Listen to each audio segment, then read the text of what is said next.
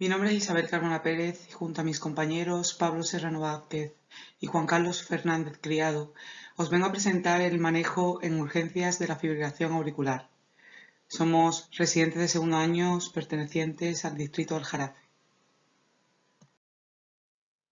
Durante la presentación vamos a hacer un resumen de la nueva guía de FEA presentada en 2020, en el cual incluimos puntos como epidemiología y fisiopatología, diagnóstico y tratamiento, así como algunas preguntas orientativas de cómo podría ser el manejo de la FA en urgencias.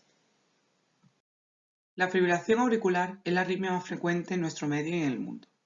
Esta taquiarritmia produce un aumento del riesgo tromboembólico, así como un aumento del riesgo de fallo cardíaco. En definitiva, los pacientes con FA tienen un mayor riesgo de mortalidad. La complejidad de la FA exige un abordaje multidisciplinario en la atención de los pacientes, con su colaboración activa junto al equipo médico. Debido a la enorme prevalencia de esta patología y las posibles graves consecuencias que puede tener a nivel de la salud del paciente y teniendo en cuenta el potencial tratamiento efectivo que existen, requiere una continua actualización sobre este tema. Tanto es así que la Sociedad Europea de Cardiología ha publicado recientemente una nueva guía para el manejo de esta enfermedad. La FA se define clásicamente como una taquiarritmia supraventricular con una actividad eléctrica auricular descoordinada y, consecuentemente, una contracción auricular ineficiente. La FA se sigue definiendo por sus criterios electrocardiográficos, donde encontramos intervalos RR completamente irregulares, cuando la conducción auriculoventricular no está afectada, ausencia de onda P identificable y repetidas y una activación auricular irregular.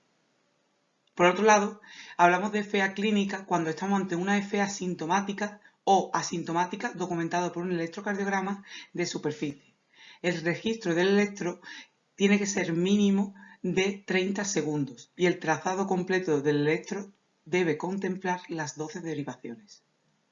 Por último, hablaremos de FA subclínica cuando estemos ante un paciente asintomático, pacientes con síntomas compatibles con FA no detectados en ningún trazado electrocardiográfico o individuos que porten dispositivos cardíacos insertados que detecten FA.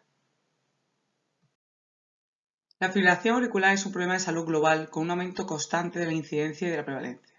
Como hemos referido anteriormente, se asocia con un aumento de la morbimortalidad, lo que implica una importante carga para los pacientes, para el sistema sanitario y para la economía de la sociedad. Se recogen nuevos datos que sitúan a la prevalencia de la FA en torno al 2-4% de la población y la mantiene como la arritmia sostenida más común en adultos. Además, se espera que la prevalencia se duplique debido a la mayor longevidad de la población, confirmando la edad como el factor de riesgo más potente. Asimismo, detectamos la importancia de presentar determinados factores de riesgo a la hora de debutar con dicha patología. En esta diapositiva podemos ver dos gráficas presentes en la nueva guía, donde estima hasta el año 2060 la prevalencia entre los distintos grupos de edad y el incremento exponencial de presentar determinados factores de riesgo. En esta diapositiva se exponen los factores de riesgo, destacando el sexo masculino, la edad, etnia y predisposición genética como los más importantes. Con respecto a la edad, como hemos descrito antes, es uno de los factores más determinantes. Es muy rara su aparición en la infancia. Cuando está presente suele deberse a una patología estructural cardíaca. El envejecimiento aumenta el riesgo de FA sustancialmente. En referencia al sexo, es más prevalente en hombre que en mujer. Y por último, la raza caucásica es la más frecuente.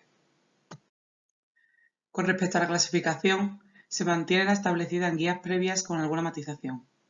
En primer lugar, se define FA diagnosticada por primera vez cuando no ha sido diagnosticada con anterioridad, independientemente de la duración de la arritmia o la presencia y la gravedad de los síntomas relacionados con ella.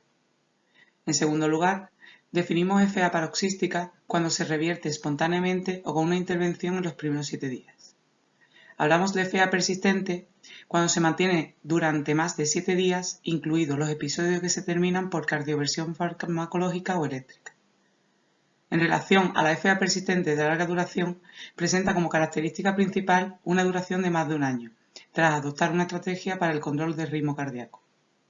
En último lugar, se establece FA permanente cuando el paciente y el médico asumen la FA y no se adoptan nuevas medidas para restaurar o mantener el ritmo sinusal.